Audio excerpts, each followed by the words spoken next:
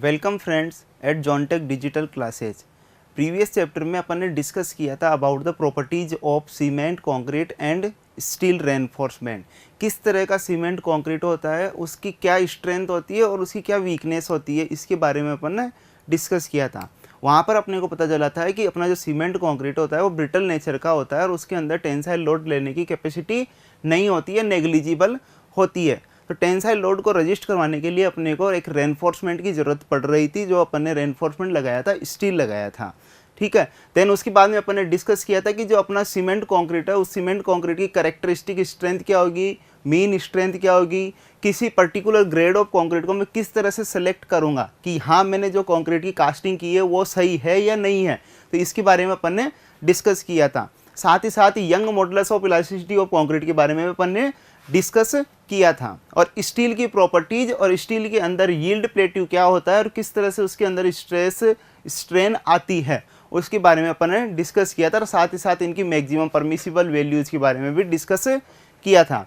अब बात करते हैं अपन नेक्स्ट चैप्टर की। नेक्स्ट चैप्टर अपन स्टार्ट कर रहे हैं अपना वर्किंग स्ट्रेस मेथड। अगर वर्किंग स्ट्रेस मेथड की बात करें तो working stress method, according to working stress method, the basis of this method is that the stresses in steel और इन कंक्रीट और in both will not exceed throughout the design life by their permissible value।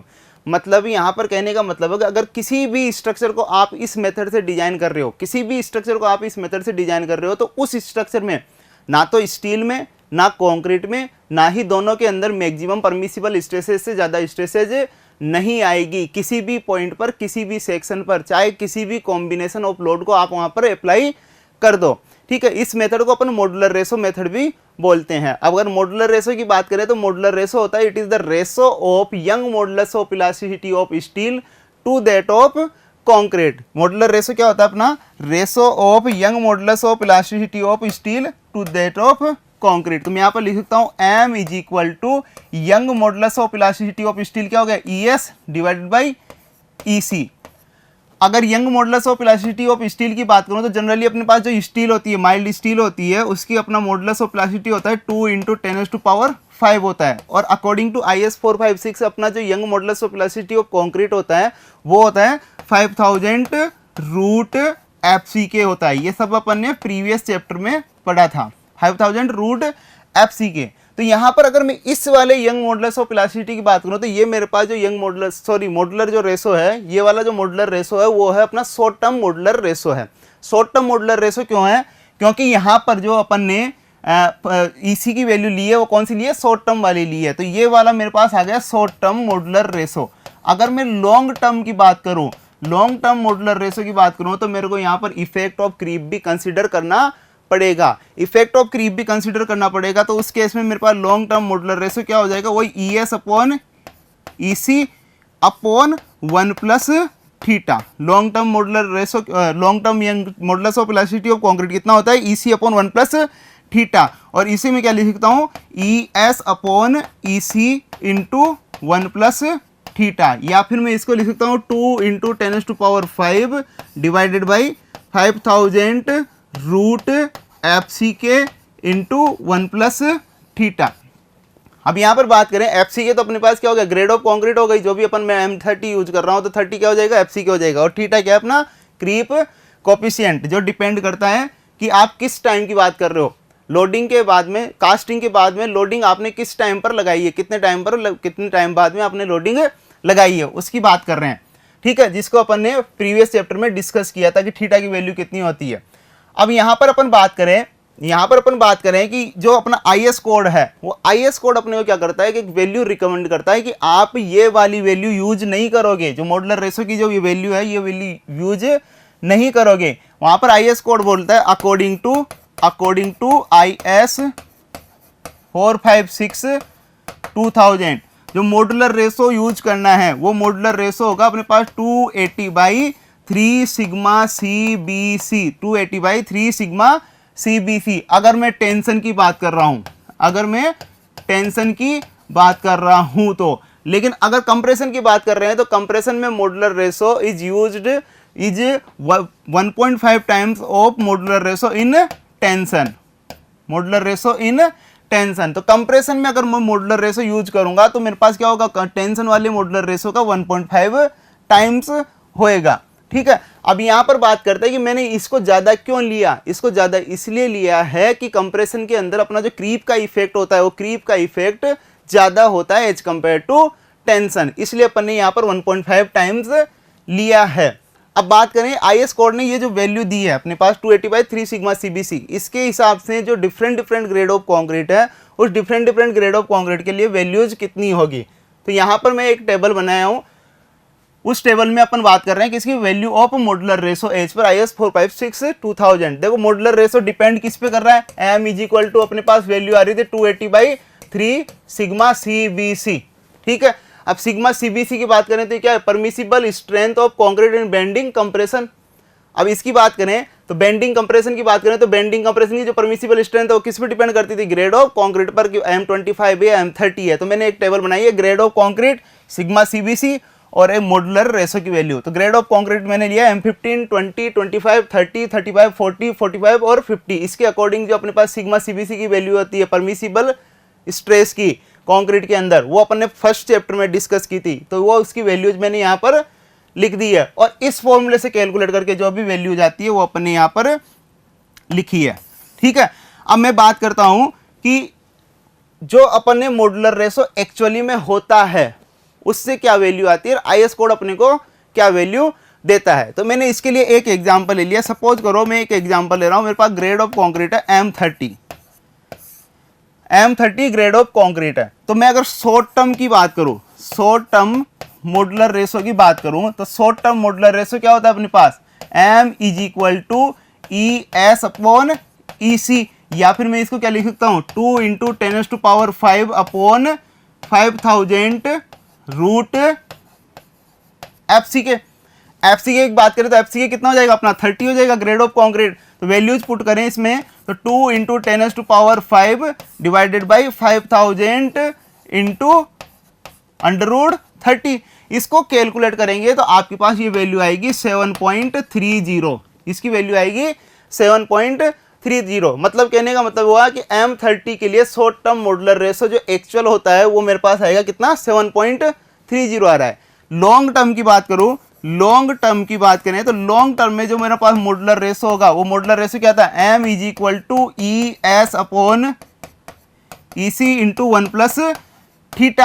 Theta क्या होता है, creep coefficient, depend किस पे करता है कि कितने दिन के बाद में आपने लोडिंग अप्लाई की है। जनरली अपनी 28 डेज के बाद में अपन लोडिंग अप्लाई करते हैं, तो 28 डेज की करेस्पॉन्डिंग जो थीटा की वैल्यू होती है वो होती है 1.6 होती है। वो प्रीवियस चैप्टर में अपन ने इसका टेबल बनाई थी। तो ये वैल्यूज पुट करूँ तो मेरे पास आ जाएगा 2 × 10⁵ divided by 5000 root FCK into 1+1+1.6। इसको कैलकुलेट करोगे तो आपके पास वैल्यू आ जाएगी 18.66 वैल्यू आएगी, 18.66 वैल्यू आएगी। अब बात करते हैं एज पर IS 456, एज पर IS 456 2000। इसके अकॉर्डिंग जो अपना मॉडुलर रेशो होता है वो अपने को कितना यूज करना है, 280/3 सिग्मा CBC, 280/3 सिग्मा CBC। तो वैल्यूज पुट करूं मैं इसमें तो 280/3 इंटू सिग्मा CBC क्या है, permissible strength of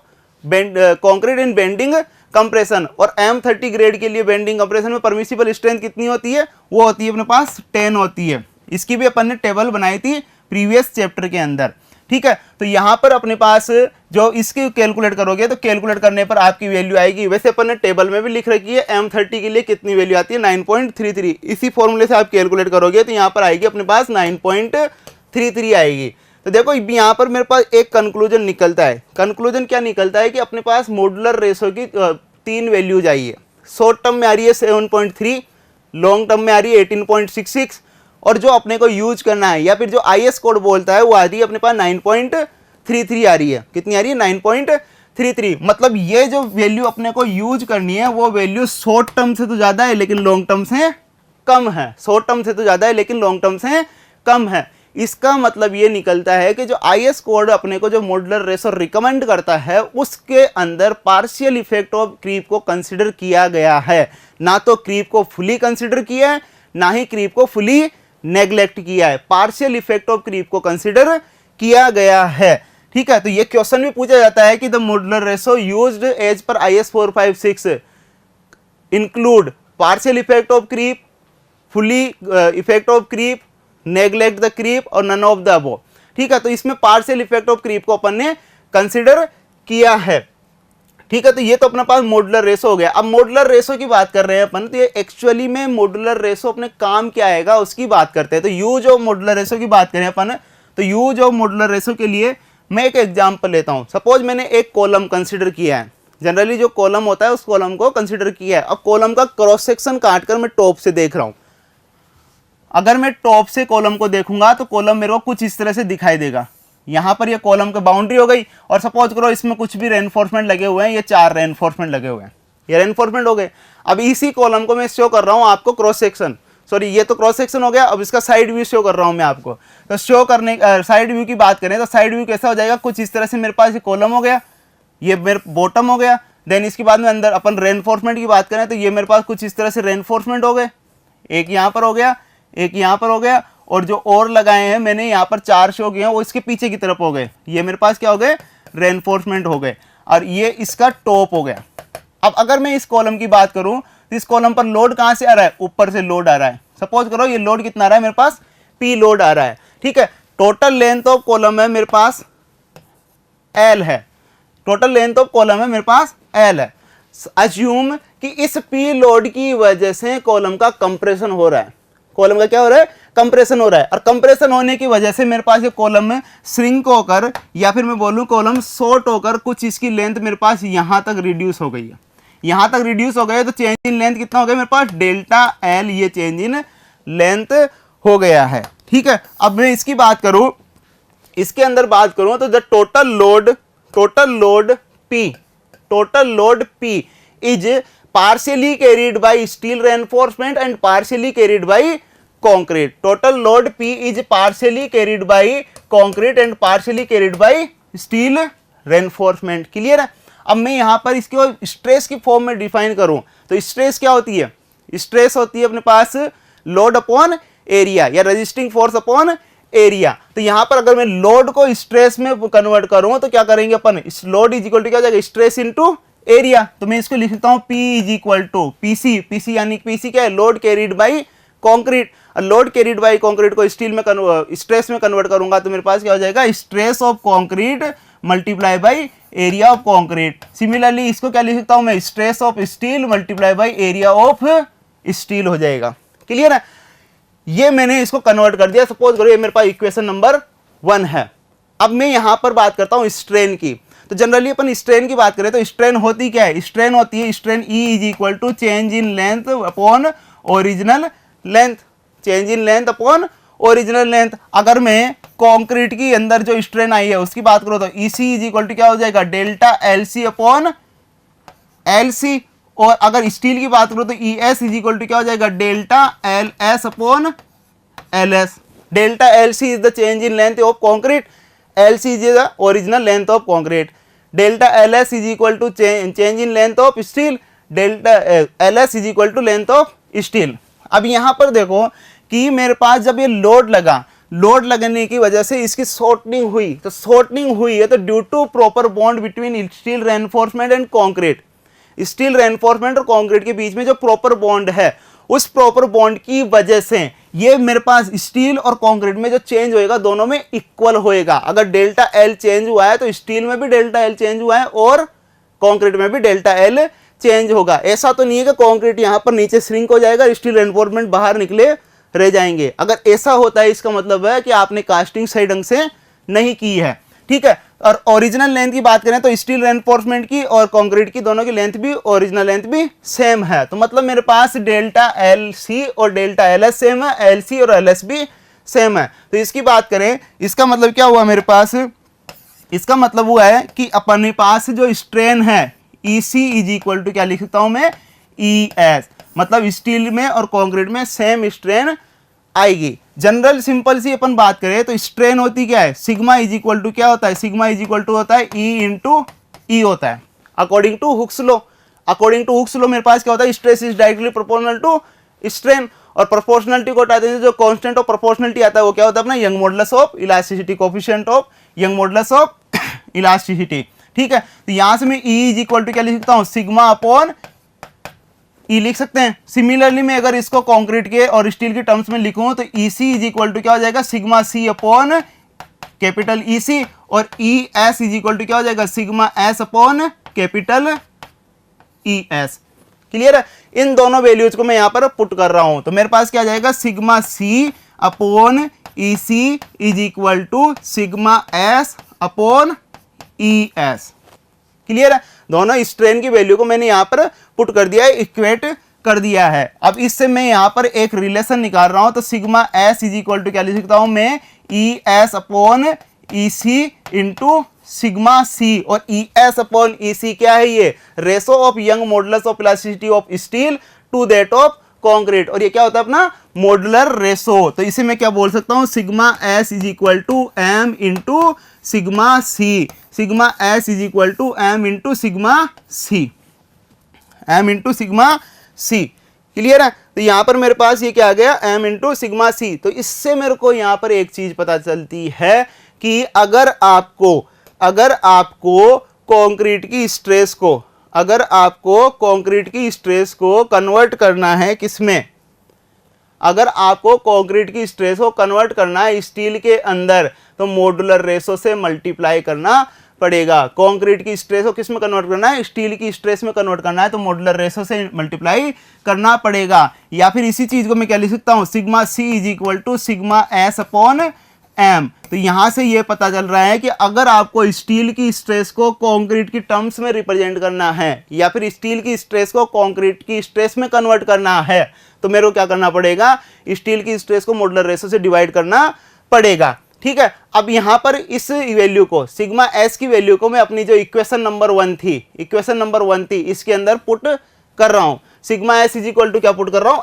M into sigma C। तो इसमें पुट करने पर मेरे पास P इज इक्वल टू आ जाएगा, total load P is equal to आ जाएगा मेरे पास sigma C into AC plus M into sigma C into AS। Clear है, यहां पर सिग्मा C अपन इसको कॉमन ले लेते हैं तो क्या आ जाएगा मेरे पास AC plus M into AS। अब देखो ये क्या है, अपने पास टोटल लोड P है, total load P is equal to क्या हो जाएगा, सिंपली मैं बोलूं स्ट्रेस इंटू एरिया। क्लियर है, अब ये मेरे पास स्ट्रेस किसकी है, कंक्रीट की, कंक्रीट की स्ट्रेस को मैं किसी एरिया से मल्टीप्लाई कर रहा हूं। ठीक है, और वो मेरे को लोड दे रहा है तो मैं जो एरिया से मल्टीप्लाई करूंगा कंक्रीट की स्ट्रेस को तो वो एरिया भी किसका होना चाहिए, कंक्रीट का ही होना चाहिए। ऐसा नहीं है कि मैं कंक्रीट की स्ट्रेस को एरिया ऑफ स्टील से मल्टीप्लाई कर दूं। तो इसका मतलब है कि जो अपने पास यहाँ पर ब्रैकेट में जो एरिया है वो एरिया इससे इन टर्म्स ऑफ कंक्रीट है, इन टर्म्स ऑफ कंक्रीट है, एरिया ऑफ कंक्रीट है। अब वो एक्चुअली जो प्रेजेंट था वो है या फिर जो कन्वर्टेड एरिया है। तो बात करें, ये तो मेरे पास एक्चुअल एरिया ऑफ कंक्रीट था और ये मेरे पास क्या है, एरिया ऑफ स्टील है, लेकिन मैंने मॉडुलर रेशो से मल्टीप्लाई करके इसको क्या कर दिया है, कन्वर्ट कर दिया है किसमें, एरिया ऑफ कंक्रीट में कन्वर्ट कर दिया है। तो it is area of steel in terms of concrete. तो यहां से मेरे को एक और चीज पता चली कि अगर एरिया ऑफ स्टील को कंक्रीट की टर्म्स में रिप्रेजेंट करना है तो क्या करना पड़ेगा, मॉडुलर रेशो से मल्टीप्लाई करना पड़ेगा। तो मैं यहां पर वापस से एक कंक्लूजन लिखता हूं, area of concrete is equal to M into AS, area of concrete is equal to M into AS, या फिर मैं बोलूं area of steel is equal to area of concrete divided by modular ratio.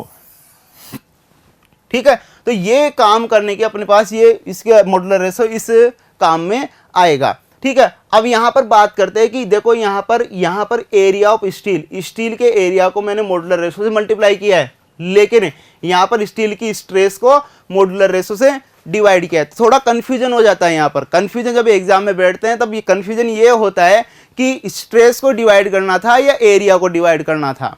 ठीक है, तो वहां पर थोड़ा भूल जाते हैं। तो सिंपल सी चीज है कि आप इस चीज को भूल जाइए कि आपको डिवाइड करना है या मल्टीप्लाई करना है या किसको, स्टील को करना है या कुछ करना है, सबको इसको भूल जाइए। ध्यान ये रखना है अपने को कि अगर सिंपल सी बात है कि अगर किसी भी छोटी चीज को मैं बड़ी चीज में कन्वर्ट करना चाहता हूं, छोटी चीज को मैं बड़ी चीज में कन्वर्ट करना चाहता हूं तो मेरे को मल्टीप्लाई करना पड़ेगा। और अगर बड़ी चीज को छोटी चीज में कन्वर्ट करना चाहता हूं तो मेरे को क्या करना पड़ेगा, डिवाइड करना पड़ेगा। सिंपल, यहां पर भी मेरे पास वही लॉजिक काम आएगा। अगर मैं कंक्रीट की स्ट्रेस की बात करूं तो कंक्रीट की स्ट्रेस मतलब सिग्मा सीबीसी की वैल्यू अपने पास आ रही थी 5, M15 के लिए 5, M20 के लिए 7, M25 के लिए 8.5, तो ये वैल्यूज आ रही थी। ठीक है, मतलब मेरे पास 5, 7, 8.5, 10, 11.5 कुछ ऐसी भी वैल्यू थी। और स्टील की स्ट्रेस की बात करें तो स्टील की परमिसिबल स्ट्रेस थी 140, 230, 0.55 FY। ठीक है, तो मतलब स्टील की स्ट्रेस ज़्यादा है और कंक्रीट की स्ट्रेस कम है। तो कम को ज़्यादा में कन्वर्ट करना है तो क्या करना पड़ेगा, कम है ये सिग्मा सी कम है, सिग्मा एस ज़्यादा है, तो कम को ज़्यादा में कन्वर्ट करना है तो क्या करना पड़ेगा, मॉड्यूलर रेशो से मल्टीप्लाई करना पड़ेगा। इसकी बात करें तो ज़्यादा को कम में कन्वर्ट करना है तो मॉड्यूलर रेशो से डिवाइड करना पड़ेगा। सिमिलरली मैं अब बात करता हूँ एरिया की। अपन ने कॉलम का एग्जांपल लिया था, कॉलम के अंदर अगर बात करें अपन एरिया ऑफ कंक्रीट और एरिया ऑफ स्टील की, तो कॉलम के अंदर जो एरिया ऑफ कंक्रीट है वो ज़्यादा होता है as compare to area of steel.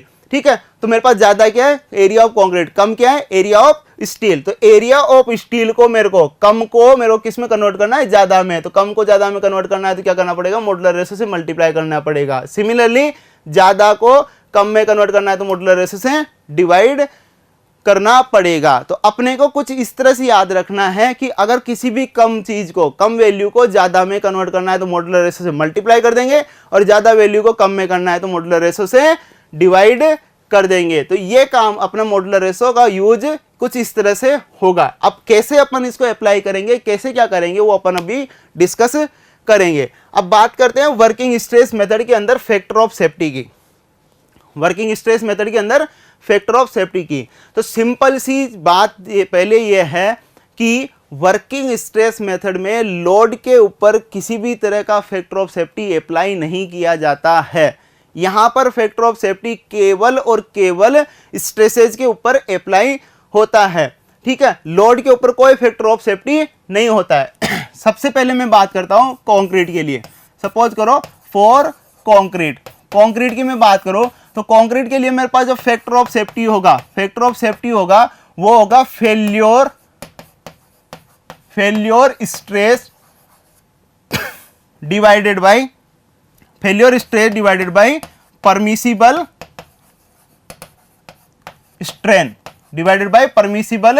Strength. अब मैं फेल्योर स्ट्रेस की बात करूं तो कंक्रीट के लिए अपने फेल्योर स्ट्रेस होती है FCK और परमिसिबल स्ट्रेंथ है अपने पास सिग्मा CBC। तो इसका जो अपना जनरली जो फैक्टर ऑफ सेफ्टी होता है वो होता है 3.0 होता है, 3.0 होता है। जैसे मैं एग्जांपल ले लूं, एक एग्जांपल लेता हूं। सपोज करो मैं बात कर रहा हूं किसकी, M30 की बात कर रहा हूं। तो M30 के लिए बात करें तो मेरे पास फैक्टर ऑफ सेफ्टी कितना हो जाएगा, फैक्टर ऑफ सेफ्टी हो जाएगा फेल्योर स्ट्रेस FCK कितना हो जाएगा M30 में, कितना हो जाएगा 30 divided by sigma CBC। M30 के लिए सिग्मा CBC क्या होता है 10 डिवाइड बाय कितना आ जाएगा 10। तो इसको आप करोगे तो कितना आ गया 3.0 आ गया। मैं बात करता हूं अब M25 की। तो M25 के लिए मैं फैक्टर ऑफ सेफ्टी कैलकुलेट करूंगा तो क्या हो जाएगा 25 डिवाइडेड बाय, इसके लिए 25 के लिए सिग्मा CBC कितना होता है 8.5। अगर आप इसको 25 को 8.5 से डिवाइड करोगे, 25 डिवाइडेड बाय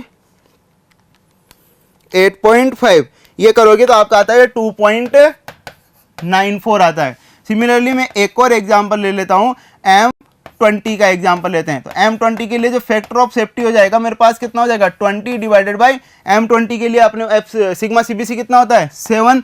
तो ये कितना हो जाएगा मेरे पास 20 डिवाइडेड बाय 7, ये आ जाएगा 2.85 हो जाएगा। तो यहां पर मेरे को पता चल रहा है कि जो अप्रोक्सीमेटली फैक्टर ऑफ सेफ्टी आ रहा है वो आ रहा है कितना 3.0 आ रहा है। अब मैं बात करूं लोड के लिए, तो लोड के लिए मेरे पास लोड के लिए फैक्टर ऑफ सेफ्टी तो कितना होता है, लोड के लिए फैक्टर ऑफ सेफ्टी होता है इज इक्वल टू 1। ये वाला जो फैक्टर ऑफ सेफ्टी अपन ने डिस्कस किया था वो किसके लिए किया था, स्ट्रेसेज के लिए। ठीक है, ये वाला लोड के लिए कितना होता है अपना 1.0। तो ओवरऑल फैक्टर ऑफ सेफ्टी कितना हो गया कंक्रीट के लिए, ओवरऑल फैक्टर ऑफ सेफ्टी अपने पास हो जाएगा 3.0 इंटू 1.0 इज इक्वल टू कितना आ गया 3.0। तो कंक्रीट के लिए जो अपन WSM में फैक्टर ऑफ सेफ्टी कंसीडर करेंगे वो होता है अपना 3.0। अब बात करते हैं अपन स्टील की। ठीक है, अब बात करते हैं अपन स्टील की। स्टील के अंदर भी बात करते हैं स्ट्रेसेज के लिए फैक्टर ऑफ सेफ्टी की। स्ट्रेसेज के लिए जो फैक्टर ऑफ सेफ्टी होगा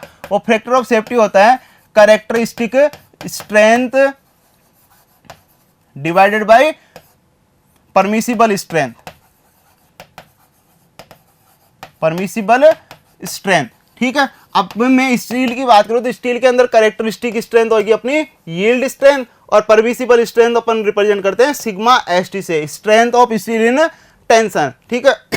अब यहां पर अपन बात करें, जैसे मैं एग्जांपल ले लेता हूं। जनरली पहली बात तो ये जो फैक्टर ऑफ सेफ्टी होता है वो अप्रोक्सीमेटली अपना 1.8 होता है। मैं एग्जांपल ले लेता हूं, सपोज करो मैं बात कर रहा हूं for example for FE 250। FE 250 की बात करें अपन तो FE 250 के लिए फैक्टर ऑफ सेफ्टी कितना हो जाएगा, यील्ड स्ट्रेंथ तो कितनी हो जाएगी इसकी 250, तो 250 डिवाइडेड बाय, और सिग्मा एसटी परमिसिबल स्ट्रेंथ कितनी होती है इसके लिए अपने पास FE 250 के लिए, इसके लिए परमिसिबल स्ट्रेंथ होती है 140। प्रीवियस चैप्टर में अपन ने इसकी भी टेबल बनाई थी। तो 250 डिवाइडेड बाय 140 करोगे, 250 डिवाइड बाय 140 तो ये आपके पास आ जाएगा 1.78 आ जाएगा। सिमिलरली मैं बात करूं फॉर FE 415, FE 415 की बात करें तो यहां पर मेरे पास जो फैक्टर ऑफ सेफ्टी होगा वो कितना हो जाएगा 415 डिवाइडेड बाय 415 के लिए परमिसिबल स्ट्रेंथ होती है 230, तो ये आ जाएगा अपने पास 415 डिवाइडेड बाय 230, तो ये आ जाएगा 1.80। अगर मैं बात करूं किसके लिए FE 500 के लिए बात करें, FE 500 के लिए बात करें तो फैक्टर ऑफ सेफ्टी हो जाएगा 415 डिवाइडेड बाय 0.55 FY, सॉरी 415 नहीं, ये अपना होगा FE 500 की बात कर रहे हैं अपन, तो FE 500 के लिए कितना हो जाएगा 500 डिवाइडेड बाय 0.55 FY, और FY कितना है वही 500, तो 500 डिवाइडेड बाय 0.55 इंटू 500, इसको सिंप्लीफाई करोगे तो आपके पास आ जाएगा 1.82, अप्रोक्सीमेटली कितना आ जाएगा 1.82। तो यहां पर मेरे पास फाइनल कंक्लूजन निकल रहा है कि जो अपना फैक्टर ऑफ सेफ्टी है स्टील के अंदर स्ट्रेसेज पर वो कितना है 1.80 है। सिमिलरली यहां पर अपन बात करें लोड की, तो लोड के लिए जो फैक्टर ऑफ सेफ्टी होगा वो यहां पर भी लोड के लिए कितना होता है फैक्टर ऑफ सेफ्टी 1.0 है। वर्किंग स्ट्रेस मेथड में हमेशा फैक्टर ऑफ सेफ्टी लोड के लिए 1 होगा, कोई factor of safety upon apply नहीं करते हैं लोड पर, ठीक है। फैक्टर ऑफ सेफ्टी ओनली और ओनली किस पर अप्लाई होता है, स्ट्रेसेज पर अप्लाई होता है। तो ओवरऑल फैक्टर ऑफ सेफ्टी की बात करें, overall factor of safety for steel, steel के लिए बात करें तो मेरे पास कितना आ जाएगा 1.80 इंटू 1.0, तो कितना आ गया मेरे पास ये 1.8 आ गया है। क्लियर है। तो यहां से अपने को एक चीज पता चल रही है कि देखो कंक्रीट के लिए जो फैक्टर ऑफ सेफ्टी है, कंक्रीट के लिए जो फैक्टर ऑफ सेफ्टी है, स्टील के लिए जो फैक्टर ऑफ सेफ्टी है वो तो कितना अपना 1.8 है, और कंक्रीट के लिए जो फैक्टर ऑफ सेफ्टी है वो कितना अपना 3.0 है। मतलब कंक्रीट का फैक्टर ऑफ सेफ्टी ज्यादा होता है as compare to that of steel. इसका रीजन ये होता है कि जितना अच्छा क्वालिटी कंट्रोल अपना स्टील पर होता है उतना अच्छा क्वालिटी कंट्रोल कंक्रीट पर नहीं होता है, इसीलिए अपन कंक्रीट का फैक्टर ऑफ सेफ्टी ज्यादा लेते हैं एज कंपेयर टू स्टील। तो ये तो बात हो गई फैक्टर ऑफ सेफ्टी की। अब अपन बात करते हैं कि WSM के अंदर जब भी मैं किसी स्ट्रक्चर को एनालिसिस करूंगा, WSM के अंदर जब भी मैं किसी भी स्ट्रक्चर को एनालिसिस करूंगा तो उसके अंदर मेरे पास अजम्पशन क्या क्या होंगे, अजम्पशन क्या क्या होंगे। तो अजम्पशन इन WSM की बात करते हैं तो अजम्पशन में सबसे पहला अजम्पशन आता है, सबसे इंपॉर्टेंट अजम्पशन है अपना plane section before bending remain plane after bending. जो सेक्शन अपना बेंडिंग से पहले प्लेन था वो सेक्शन अपना बेंडिंग के बाद भी कैसा होगा, प्लेन होगा। इसका मतलब है कि जो आपकी स्ट्रेन है, strain is directly proportional to the distance from neutral axis. Strain जो है वो न्यूट्रल एक्सिस से डिस्टेंस से डायरेक्टली प्रोपोर्शनल होगी, मतलब स्ट्रेन डायग्राम आपका कैसा होगा, लीनियर होगा। तो इस अजम्पशन को अपन समझते हैं कि अजम्पशन कहना क्या जाता है कि अपन ने बोला है कि plane section before bending remain plane after bending. ये क्या चीज है जो प्लेन है और प्लेन रहेगी, बेंडिंग से पहले प्लेन है और बेंडिंग के बाद भी प्लेन रहेगी। तो इसको समझने के लिए मैंने एक एग्जांपल लिया है। सपोज करो कि आपकी कोई एक ये कोई एक बीम है, ये आपकी कोई एक बीम है, ये बीम हो गई। इस बीम की बात करें तो इस बीम में अगर मैं इसकी न्यूट्रल एक्सिस लोकेट करूं तो इसकी न्यूट्रल एक्सिस कहां पे होगी, ये न्यूट्रल एक्सिस हो गई। क्लियर है। अब न्यूट्रल एक्सिस वो एक्सिस होती है जहां पर ना तो कंप्रेशन आता है ना ही टेंशन आता है। अब जब भी इस बीम की बात करो तो इस बीम पे पहले मैंने इसमें सेक्शन कंसीडर कर लिया, एक सेक्शन यहां पर कंसीडर कर लिया और एक सेक्शन है यहां पर कंसीडर कर लिया है, और इस सेक्शन में कोई पॉइंट लोकेट कर दिया है। ये मेरे पास पॉइंट 1 हो गया, यहां पर मैं इसको पॉइंट 2 बोल रहा हूं, और इस जगह पर एक पॉइंट ले लिया, वो पॉइंट 3 हो गया। सिमिलरली इस सेक्शन पे भी मैं पॉइंट 4, यहाँ पर पॉइंट 5 और यहाँ पर पॉइंट 6 ले लिए हैं। 6 पॉइंट मैंने कंसिडर कर लिए हैं दोनों सेक्शन के ऊपर। ये तो बात हो गई, ये केस हो गया पूरा का पूरा कब का, जब मेरे पास बेंडिंग से पहले की बात कर रहे हैं। लेकिन अगर मैं बेंडिंग की बात करूं तो बेंडिंग में क्या होगा कि यहां पर जैसे ही इस पर बीम पर लोड आएगा तो लोड बीम कैसे बेंड होगी, कुछ इस तरह से बेंड होने की कोशिश करेगी। ये ऐसे कुछ इस तरह से मूवमेंट लगेगा, इस पर इधर मूवमेंट लगेगा, इधर मूवमेंट लगेगा, तो ये बीम ऐसे बेंड होने की कोशिश करेगी, बेंड होने की कोशिश करेगी। तो मेरे पास अगर बेंडिंग के बाद की बात करूं तो बेंडिंग के बाद बीम कुछ इस तरह से बनकर आ जाएगी। और अब इसकी न्यूट्रल एक्सिस की बात करें तो इसकी न्यूट्रल एक्सिस अपने पास कुछ इस तरह से होगी। ये अपनी क्या है, न्यूट्रल एक्सिस है। ये अपनी क्या हो गई, न्यूट्रल एक्सिस हो गई। तो न्यूट्रल एक्सिस वो एक्सिस होती है जिसके ऊपर तो अपना क्या आ रहा है, इसमें तो ऊपर तो क्या आ रहा है, कंप्रेशन आ रहा है, और इसके नीचे अपना क्या है, टेंशन आ रहा है। ठीक है, तो मतलब मैं टॉप फाइबर से जैसे जैसे नीचे जाता जाऊंगा, टॉप फाइबर पर मैक्सिमम कंप्रेशन होगा, जैसे जैसे नीचे जाता जाऊंगा कंप्रेशन कम होता जाएगा। न्यूट्रल एक्सिस पर कंप्रेशन 0 रहेगा, न्यूट्रल एक्सिस पर टेंशन भी 0 रहेगा, और जैसे जैसे फिर मैं न्यूट्रल एक्सिस से नीचे जाता जाऊंगा वैसे मेरे पास क्या हो जाएगा, टेंशन इंक्रीज होती जाएगी, और बॉटम मोस्ट फाइबर पर टेंशन मैक्सिमम होगी। तो अब इन दोनों ही सेक्शन की बात करें अपन तो दोनों ही सेक्शन को जैसे ये बीम बेंड हुई, जैसे ये बीम बेंड हुई तो ये मेरे पास सेक्शन भी क्या हो जाएंगे, कुछ इस तरह से रोटेट हो जाएंगे। तो ये मेरे पास सेक्शन कुछ इस तरह से, ये इस तरह से रोटेट हो गए। जो मेरे पास पॉइंट यहाँ पर 1 था वो मैं उसको रिप्रेजेंट कर रहा हूँ 1 डेज से, यहाँ पर जो पॉइंट था वो 2 डेज आ गया, यहाँ पर जो पॉइंट था वो क्या आ गया मेरे पास 3 डेज हो गया। सिमिलरली ये मेरे पास 4 डेज, 5 डेज और 6 डेज, ये मेरे पास 6 पॉइंट हो गए हैं। ठीक है, तो अब यहां पर बात करते हैं कि ये जो प्लेन सेक्शन है वो प्लेन सेक्शन है क्या। तो ये मेरे पास सेक्शन था, बेंडिंग से पहले ये सेक्शन था, और ये सेक्शन बिल्कुल कैसा था अपना, ये सेक्शन बिल्कुल का प्लेन था। बेंडिंग से पहले ये बिल्कुल प्लेन था। अब बेंडिंग के बाद की बात करें तो यही सेक्शन मेरा क्या हो गया है, जो पहले सेक्शन बिल्कुल सीधा था वो सेक्शन कैसे हो गया, रोटेट हो गया। ये क्या हो गया अपना, रोटेट हो गया है। अब ये यहां पर इसमें ऐसे रोटेट हो गया, लेकिन रोटेट होने के बाद में भी ये क्या है, सेक्शन मेरा बिल्कुल का प्लेन ही है। इसमें किसी भी तरह का कर्व या इसमें किसी भी तरह की ट्विस्टिंग या कोई भी चीज नहीं आई है, ये बिल्कुल प्लेन था और बेंडिंग के बाद में बिल्कुल प्लेन है। तो मतलब यही मतलब है अपना plane section before bending remain plane after bending का। ठीक है, नेक्स्ट अजम्पशन होता है अपना, नेक्स्ट अजम्पशन होता है कि जो अपन स्ट्रेसेज की बात करें तो entire tensile stresses are being carried by steel reinforcement only, none by concrete. मतलब जितनी भी टेंशन आएगी सेक्शन के अंदर सारी की सारी टेंशन को कौन रजिस्ट करेगा, अपना स्टील रजिस्ट करेगा। कंक्रीट किसी भी तरह की अपनी टेंशन को रजिस्ट नहीं करेगा। हालांकि अपने को पता है कि कंक्रीट की एक टेंसाइल स्ट्रेंथ होती तो है, बहुत कम होती है लेकिन होती तो 0.7 रूट एफसी की अपन ने पढ़ी थी।